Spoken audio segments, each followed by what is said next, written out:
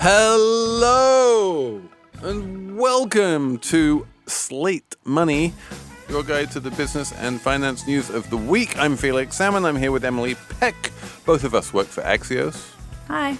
We are joined with the New York Times' very own, well, it's not really, it's just one of her many fiddles, Elizabeth Spiers. Hello. We are going to talk about the big Supreme Court case that was decided this week, or at least one of them, the one about affirmative action, what it means for corporations. But honestly, the heart of this show is about marketing. We're going to talk about influencer marketing at SHEIN and Bud Light. We're going to talk about mega marketing at Mattel with the Barbie movie. And we're going to talk about whether we're going to watch Barbie and Oppenheimer on the same day, and if so, which one comes first. That is all coming up. We have a Slate Plus segment on Vanna White, who is earning $3 million a year and wants more. So we'll talk about that. It's all coming up on Slate Money.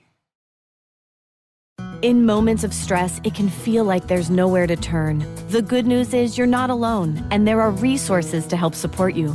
Health Break, a podcast by UPMC Health Plan, explores this topic with one of our employee assistance program managers who provides 3 tips for finding comfort and accessing support in moments of stress. Listen now to learn how you can start managing your stress at upmchp.us/healthbreakstress. That's upmchp.us/healthbreakstress. Want to lose weight, be less stressed, or manage a condition? Prescription for Wellness can improve your health with personalized sessions based on your schedule. Our expert health coaches and care managers use proven techniques. It's free for UPMC Health Plan members and could lead to the results you want. For more information, visit upmchp.us/pfwellness. That's upmchp.us/pfwellness. So, yeah, let's start with this affirmative action ruling from the Supreme Court. And I was thinking, this being the corporate arm of the Slate podcast empire, that we could concentrate on what this means for business. I think it's pretty clear what it means for selective universities. But I think there are implications, and I think, Emily, you agree with me on this one, that it could affect not only admissions to universities, but also corporate hiring decisions.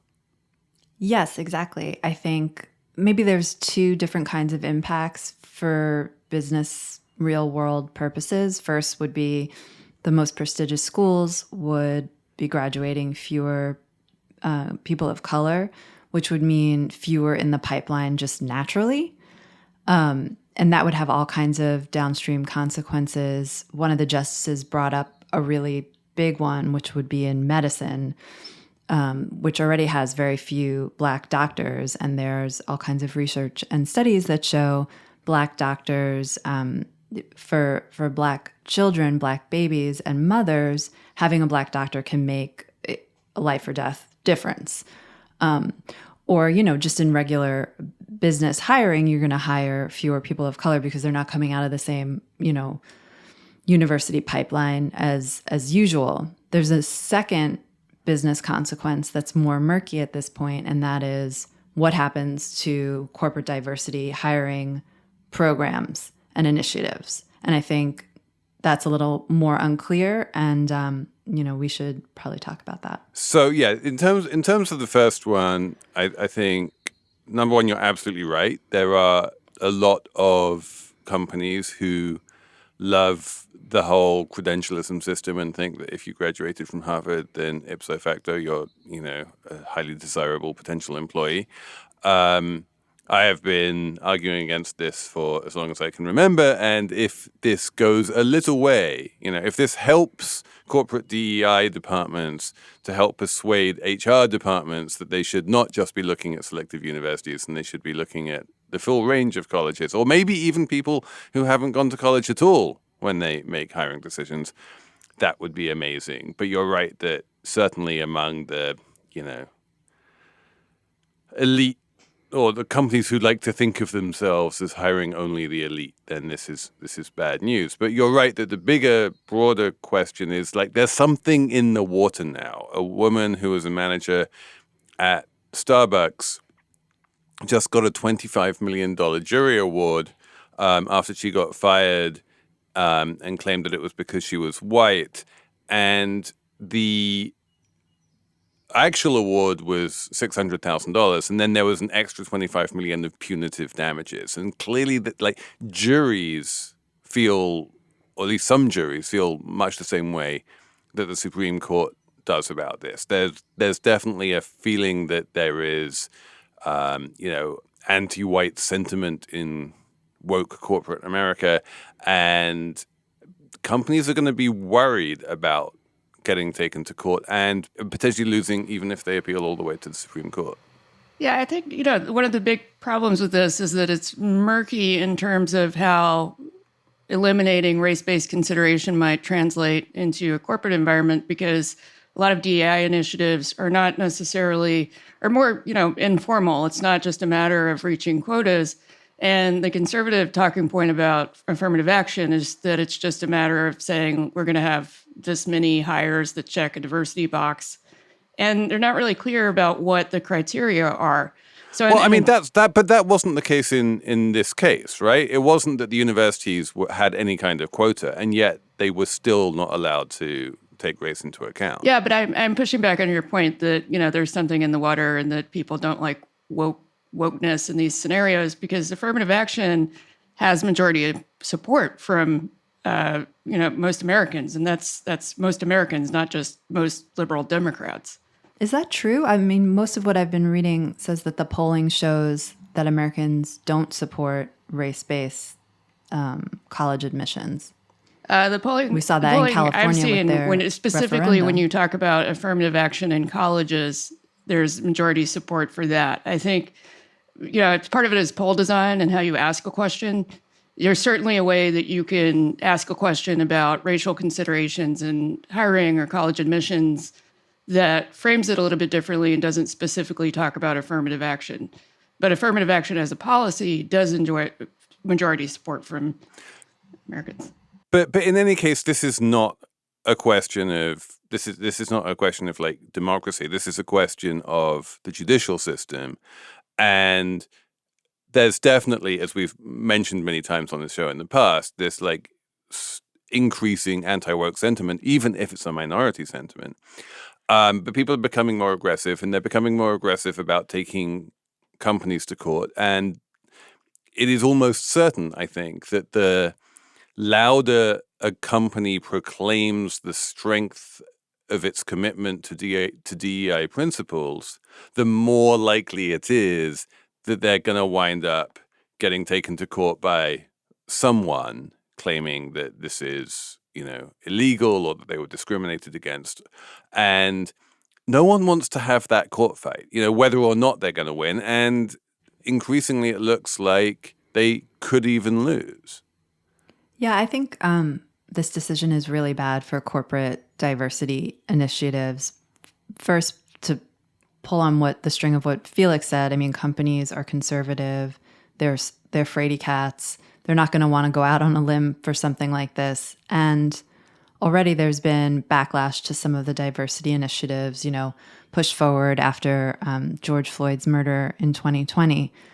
And, the Supreme Court obviously didn't talk about corporate diversity initiatives, but in his majority opinion, Roberts did say that diversity, I'm not going to have the wording right, but he basically said it was kind of like a squishy goal that was hard to prove. So you could kind of see the seeds of something planted there. If you're a company and diversity is one of your goals, if the Supreme Court just ruled that diversity is like a squishy goal that's hard to show in the data, you could see where that might lead. Now, to be fair, like the EEOC came out with a statement yesterday. That's the agency that enforces civil rights laws for employers. And they came out and they said the Supreme Court's decision doesn't have anything to do with employers, and diversity initiatives are fine and totally legal. So I don't want to get out ahead on my skis. I just think this is part of a big backlash that's brewing, obviously. and part of it's going to hit corporate America. And corporate America is not this big, strong bastion of civil rights. Like, they'll fold. Like, look what Budweiser just did. They folded. You know what I mean? So that's what I'm worried about. We're going to talk a little bit about Budweiser later on in this show, but one of the interesting twists here is that there is this broad expectation / understanding that college admissions should be, in some sense, fair or meritocratic or somewhere between the two. And I don't think that people really have that expectation for corporate hiring.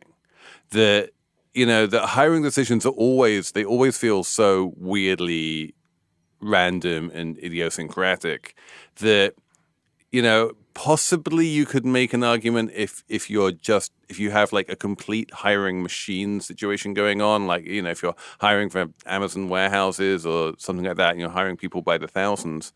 But a lot of corporate hiring really is just, I'm hiring one individual person for one individual job, and they need to fit into this specific team and work with these specific people.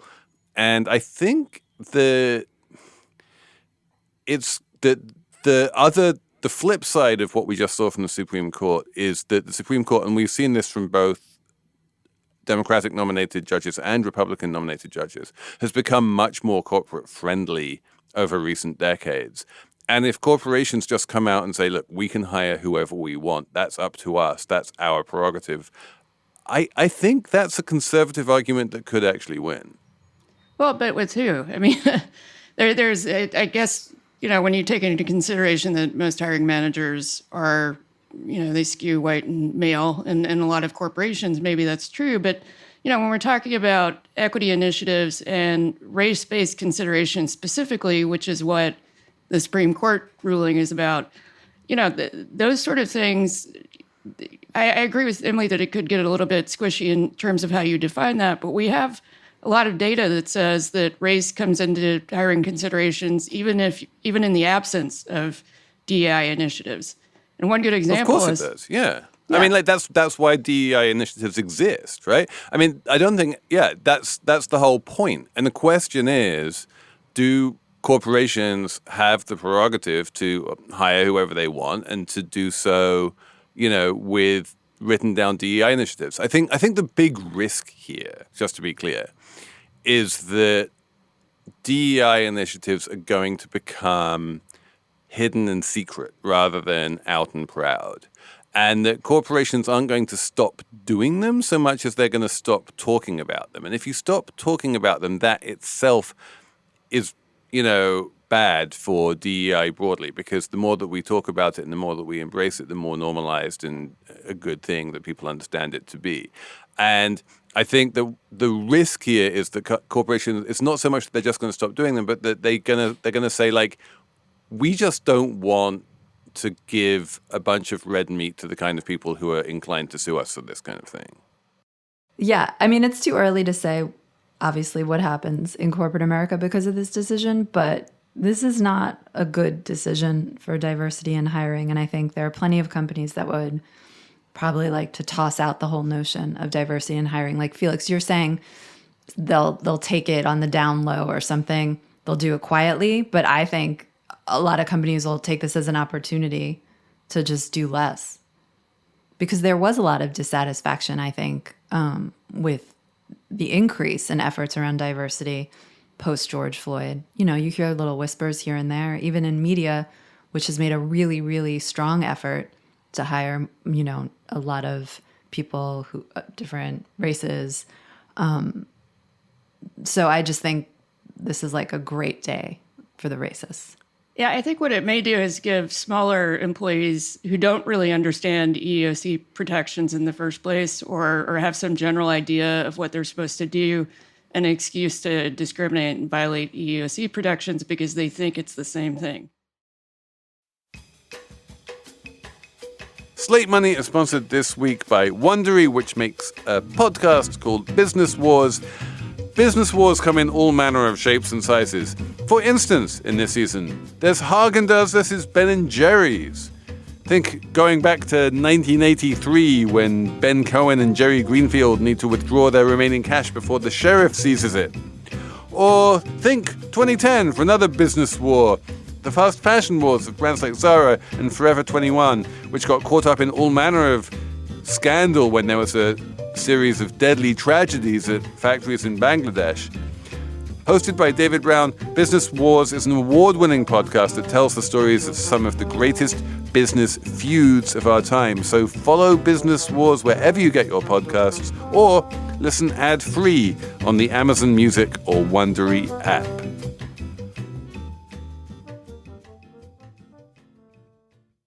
At FedEx Office, we know running a business is a marathon, but sometimes every task feels like a sprint.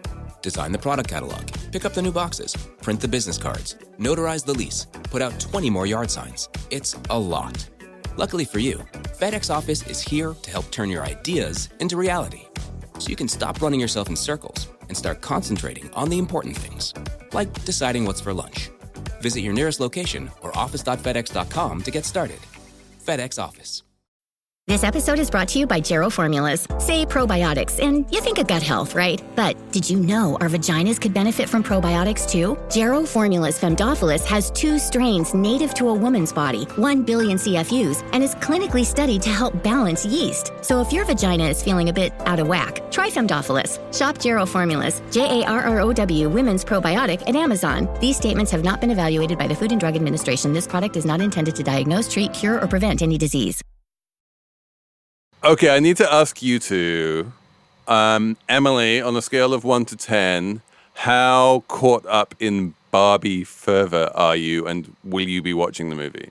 I'm so excited for the movie. I'm unabashedly captured by Mattel's evil genius marketing campaign from the moment I saw the Barbie preview, which I hope Patrick can play a clip from, where she says, "Hi, Barbie. Hi, Barbie. Hi, Barbie. Hi, Barbie. Hi, Barbie. Hi, Barbie." Ugh. I'm just like so excited for this movie. I can't quite articulate it. Maybe we can talk about it. Maybe we can dig in to why I'm so excited. But I have a daughter who is 12. She is also excited. We're both going. I was just thinking today, maybe I'll wear pink to the movie. I don't know. I don't usually dress up for movies. That's not my thing. But I maybe. love the idea of going on opening weekend and wearing pink. And as you know, I have a pink suit, so maybe I will do that. Yes, everyone do it. It will brighten our days from these dark times. Elizabeth, are you with us on this one? Yeah, I'm shamelessly bought into anything that taps into my Gen X nostalgia for anything I grew up with, but particularly whenever it has a thick layer of irony on top of it, which this film absolutely does. So yeah, I'm a complete sucker for that kind of thing. I don't have a pink outfit to wear, but you don't have a pink out. It's true. I rarely see you wearing pink. Then again, I rarely see Emily wearing pink either. So we will have to share some photographs. But the thing which I really love about this whole marketing onslaught from a just, capitalism perspective is the way in which Mattel not only got paid somewhere between 25 million and 50 million just for allowing the movie studio to make the movie in the first place, but then they turned the movie into just part of a much broader ad campaign for Barbie, the doll, the brand, the icon, lifestyle, which has roped in every single conceivable brand you can think of. There's a Barbie Xbox, there's a Barbie pool floats, there's Barbie everything right now, and they're also pink and they're also delicious and they're also desirable. That in a way, like for the first time, people like me who don't particularly like playing with dolls can go out and excitedly buy Barbie product and be into it. And this is so much bigger than the movie. And the movie, if anything, is just an ad for the product and an ad for the brand. And the idea that this is one of those ads that instead of paying for it, you get paid for it and you get paid a lot of money for someone else to do an ad for you just blows my mind. It's amazing. Yeah, it's like a marketing feat unrivaled, unparalleled. If you go and look at all like the trade magazines and websites that cover marketing and ads, they're all just like Mattel and its genius. How did Mattel pull off this genius move? And they go back to 2018 when 2015, I think, when Barbie was declared dead and had the lowest sales in 25 years. And the millennials didn't like Barbie anymore. She was sexist. Everyone hated her. And then the company embarked on this like big turnaround plan for Barbie, which is really culminating right now with this like insane marketing campaign with like the life-size Barbie dream house, the Barbie handbags from Balmain, the Barbie cardigans and Hot Topic. There's like Barbie toothbrush, there's Barbie ice cream and Barbie frozen yogurt. And it's really about marketing the toy, not just marketing the toy at kids anymore, but marketing them at us, at the three of us. We're totally bought in. It's like totally getting working. Adults to come in, and it's really working. Plus, in 2023, even us Gen Xers, we're not turned off by commercialism anymore. We're like okay with it now somehow for reasons I think we're okay with understand. it if it seems vaguely entertaining. And I think part of the reason why the Barbie stuff is working a little bit is that it's become a trend with brands to do collaborations between wildly disparate brands and products. The Marvel movie comes out, and you see a X-Men Gillette razor. It's like, well, why? But it also, I think, both of the brands get a little bit of lift from it.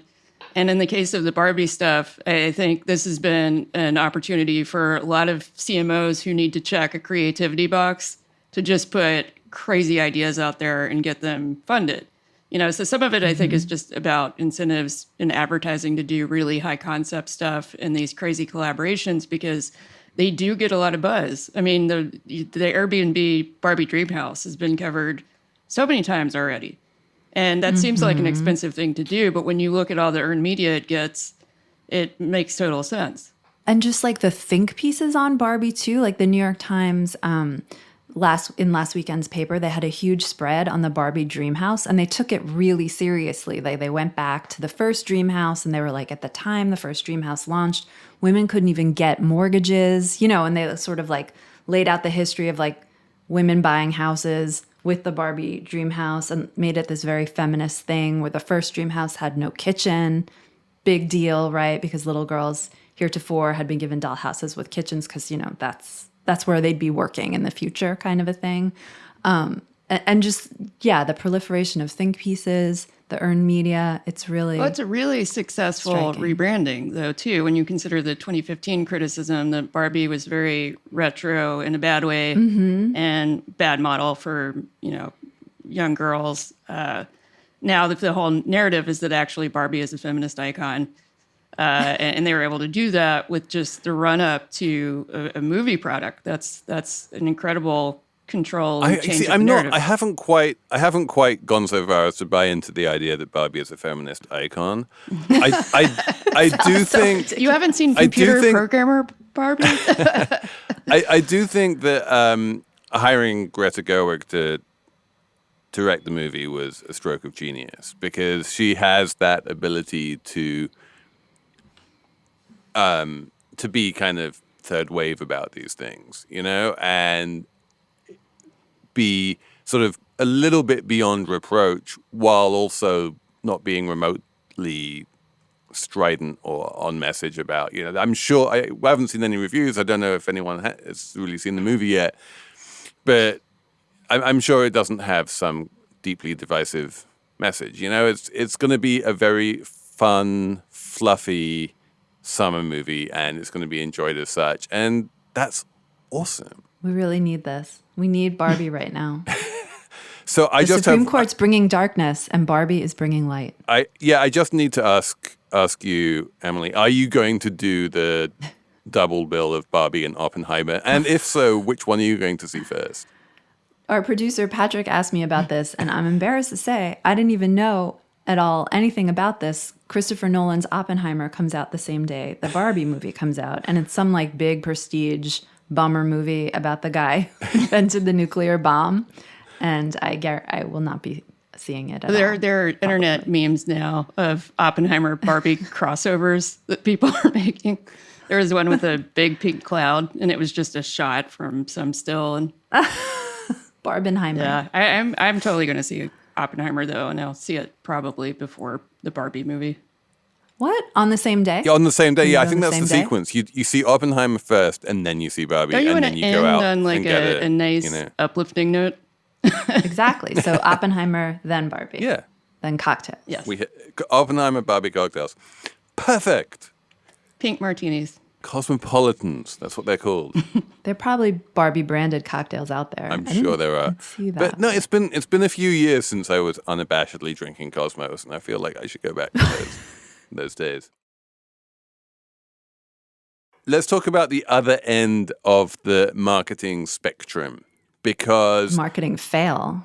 while the ultra expensive, ultra professional, ultra high dollar marketing push by Mattel around Barbie has been a clear success, we have begun to see the way in which influencer marketing, which was the new hotness for the past few years, can backfire massively. You have these much lower budget campaigns that are greenlit much lower down the org chart, that don't have full corporate buy-in necessarily, and that like suddenly go viral for all the wrong reasons. And the one in the news right now is SHEIN, the Chinese fast fashion company that may or may not be going public, but is certainly incredibly successful and has been kind of low-key battling pretty predictable narratives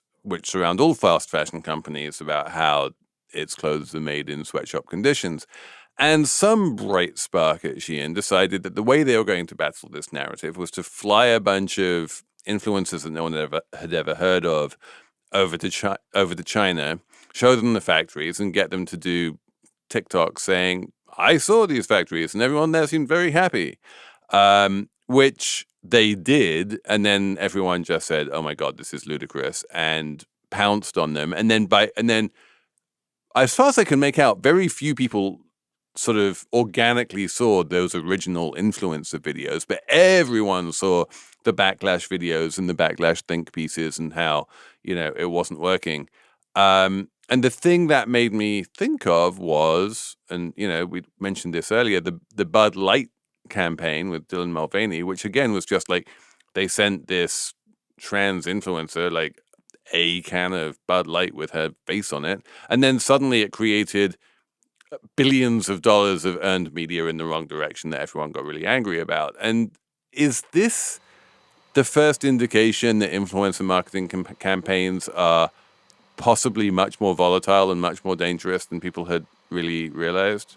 I think I've done some work with influencer agencies, and they're always a little bit volatile because what you're paying for is access to that influencer's very specific audience who is going to respond to that single person in a way that you can't entirely control.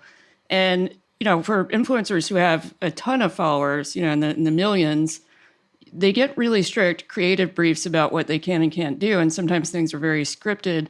In this case, it seems like they weren't. But the influencers were so excited to get a trip. They were not clearly people who were used to getting comped, those sort of things.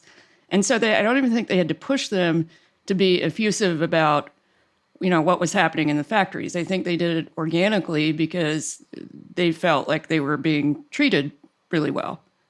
And that's probably part of where it backfired. They should understand that if they're too over the top in terms of defending the company's labor practices, that people are going to be skeptical about that, and that is not going to go the way that they wanted it to.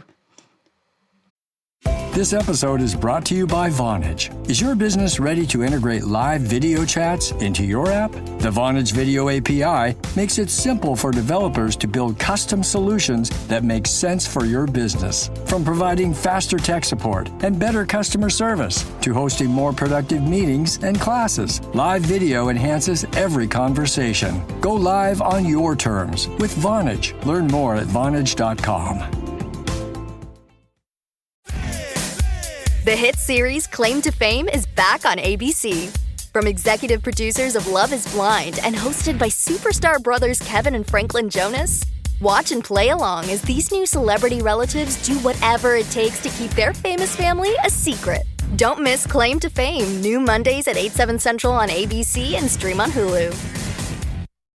You're saying that SHEIN should understand that, or that the influencers should? Well, understand SHEIN's a that, big or enough both? company that they should understand enough about influencer marketing to know that when influencers push something too hard or they're too over the top about it, their audiences generally don't like it. Because people generally don't like to be felt like they're being propagandized to, or products are being shoved down their throat. My general take on this is that that's a risk, but it's not necessarily what happened in these cases. That, as I say, these were relatively small scale influencers, and for all we know, their audiences were fine with it, and they went, "Oh, okay, that's interesting," and moved on with their lives and thought that SHEIN was probably fine. But then what happened is that a few people who weren't in the audience, found these videos and started amplifying them to a whole new, anti-corporatist audience. That this is the risk. Like, if Dylan Mulvaney's Bud Light video had stayed within her fan community, that would have been all for the good. It all went horribly sideways when it kind of jumped over to the anti-woke community, and then everything went really bad. And I think that's the risk here, is not so much that the audience of these influencers is going to take things the wrong way, but more that the videos will reach people who aren't in the audience of the influencers, and then things become really, really unpredictable. Yes, and I think the SHEIN marketing idea was just bad. Right. I mean, it's obvious propaganda. This company has been accused of forcing people to work 18 hours a day for very, very, very little money, and also been accused of using, forced labor. And so the idea that they could sort of whitewash all that by taking 6 influencers, and not even the highest profile influencers, and showing them one very cleaned up, factory in China, and then making it seem like everything's fine. That's a bad idea right there. If they had asked me, I would have told them it was a bad idea. And the idea that maybe you should go work for SHEIN marketing department, Emily. and the other thing is, the idea that you can have an influencer just talk to their audience on a public facing platform, and it's not going to go to other audiences. I think they should also know better. I mean, TikTok is public, and these things go viral. The goal of this kind of marketing is for things to go viral, not just to target a particular audience, but you'd hope that more people would see it, right? Well, I think SHEIN hoped that more people would see it. I think that it just went viral in the wrong direction for them. Right. I'm saying you can't, Felix was saying, the problem is when this goes outside the target audience, but that's part of the goal. Yeah. So if the goal is problematic, right? So I think that's exactly it. That people are realizing now, or we're realizing, and maybe we should have known this all along, that micro targeting is never going to be something you can control, right? If you're trying to reach a small group of, fans of Dylan Mulvaney, that's all well and good. But inevitably, if you're putting that on a public platform, a much larger group of people are going to see it. And this is why, historically, marketing messages have always been very, very carefully controlled, and why it takes, 18 different layers of approval before any kind of marketing message goes out from anyone, and why, it's so difficult to get a feeling of honesty and humanity out of any brands, because intuitively brands have understood this, that everything that comes out with their name on it is part of their marketing, and they need to be very careful about making sure that it's in line with exactly what they want the brand to be. And so, it's not easy to send one message to one group of people and another message to another group of people and have them happily coexist. I think they also just may have assumed that this would not be, they might have not anticipated the blowback because SHEIN is such a popular brand on TikTok. And I doubt very seriously that they've seen any sales drops, because if you are familiar with the brand and you're the kind of influencer who's been promoting SHEIN products, you're also aware of their labor practices. I mean, this is not a big secret. I think you're just the kind of person who doesn't really care, or you're not going to boycott the brand because of it. So I think in terms of their actual customers, I would be surprised if this moved the needle at all. Yeah, but just stick totally with the agree. unboxings, people. Stick with like sending the influencers free shit and getting them to like rave about how amazing it is. That's a lot more reliable. That's how SHEIN became popular. They sent clothes to influencers who posted about it on TikTok and went viral, and then everyone was shopping at SHEIN. And yeah, totally, Elizabeth. I don't think this is unlike Budweiser also in that it's not going to affect sales in any way. I think we should have a numbers round. Elizabeth, do you have a number? My number is 22, and that's a million. And there are 3 people who have been indicted for gaining illegal profits in trading ahead of the proposed merger of Trump's social media company into a SPAC called Digital World Acquisition Corp. And every time I read an insider trading story like this, I'm just baffled that anybody thinks that they can get away with it because these things are so straightforward. Did they buy short-dated out-of-the-money call options? No. Because that's always the way to guarantee that you're going to get caught. No, they left a paper and electronic trail where they were talking about the merger ahead of the IPO. Tisk, tisk, tisk. At least someone made money off of Trump's social media site. Is that the wrong take? Well, if they don't have the deal isn't done yet. So if it's not done by September 8th, they have to liquidate the 300 or so million that they raised. Sad. Well, but at that point, does Trump go back to Twitter?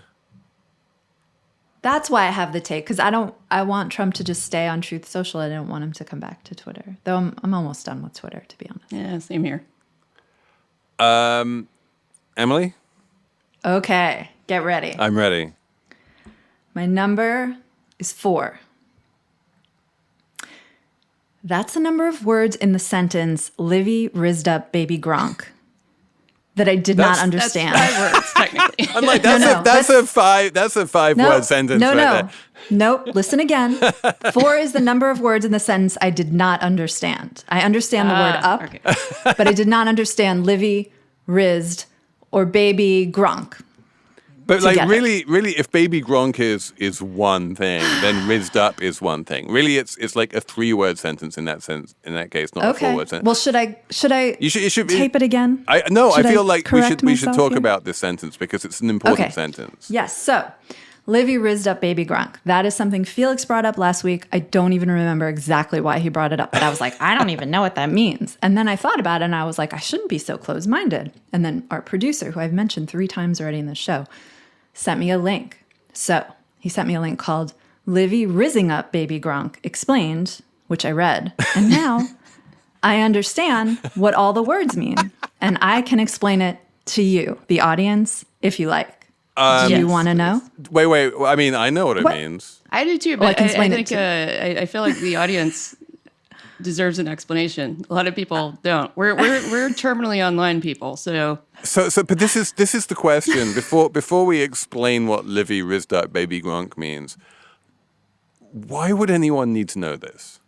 Because you mentioned it on Slate Money, and I needed to know what it meant. Okay, because I want to be in the conversation or something like that. If Emily felt the need to know what it meant, then maybe one of you guys out there also feels the need to know what it meant. So herewith, Emily's explanation of what it meant. Here goes. Okay. Livy, Olivia Dunn, 20-year-old gymnast at LSU. She has millions of followers and relevant, top-earning female athlete in NIL deals, which we talked about last week. Rizzed is Gen Y slang derived from Riz, which is like charisma or flirting. So if you're like rizzing someone up, you're kind of like flirting with them. If you have rizz, you have charisma. You know what I mean? Baby Gronk is a 12-year-old with 312,000 followers on Instagram, and his real name is Madden San Miguel. Okay. He met with Livy, and there was a video of it. And in the video, it's really sweet. Like, she is obviously very charismatic. She has rizz. It's clear to me. And she says hi to him, and she said, you should come to LSU someday or whatever.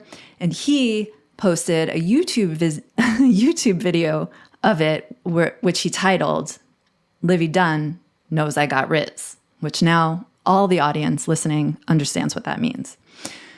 None of this really mattered very much until a gentleman who goes by the name Hoopify on TikTok posted kind of like a joke TikTok about Baby Gronk's visit to LSU. And he said, Livy rizzed up Baby Gronk. And then that, is my understanding, went viral. And that's when it became a subject of conversation. And P.S. Gronk, I don't know if Felix knows this, short for Rob Gronkowski, who played on the Patriots with Tom Brady. And they went to the Super Bowl a bunch of times, and he is called Gronk. So that is it. And apparently he is a little bit fed up with all of this Baby Gronk thing and has threatened nasty grams to Baby Gronk, or at least Baby Gronk's dad, which I feel like, don't do that. No, these are children doing fun things. And now I know what Rizz means, and I also spent time on a Wikipedia page learning about Gen Y slang. So I might be using more of it. So I'm sorry to everyone who has to hear me do that going forward. I thank you for doing that, Emily, and I will be rizzing you up all week for doing that. I can't follow that, but somehow I have to.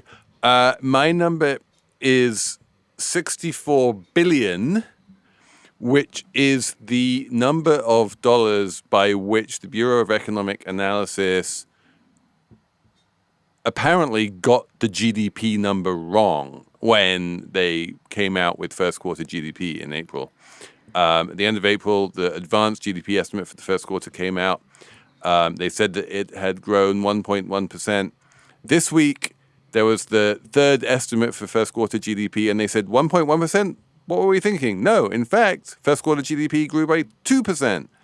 And the difference between the two in terms of GDP is $64 billion, which gives you an idea of the magnitude by which economic statistics, have error bars. It's funny because you know how like people are saying lately that economic statistics are made up or something. But if they were made up, they wouldn't keep getting revised like that. Exactly. There's no revisions when you're making up numbers. You just stick with them. Everybody knows that. And if you did, if you were making them up, you suddenly wouldn't have huge revisions where you doubled the GDP number from one to the next because come on, people. Get your conspiracy theories straight. Although I guess if you wanted people to think you weren't making it up, you would do it like this. Because then... Ooh, so cunning. I don't even know what to think anymore. There's a lot of red string on the wall. I think that's it for us this week. Unless you want to know about, we had an awesome Slate Plus segment lined up, and I've already forgotten what it was. What was it, Emily? Well, would you like to buy a Val? Vanna White. It was Vanna White. Vanna White. Yes, because this is a great pop culture episode. We have Livy, we have Baby Gronk, we have Barbie, and in Slate Plus, we have Vanna White. So make sure you're a Slate Plus listener. Listen to us talking about Vanna White, who, according to some people, might be underpaid. And otherwise, thanks for listening. Thanks for writing in on slatemoney@slate.com. Thanks to Patrick Fort for giving Emily lots of material this week. And we will be back next week with more Slate Money.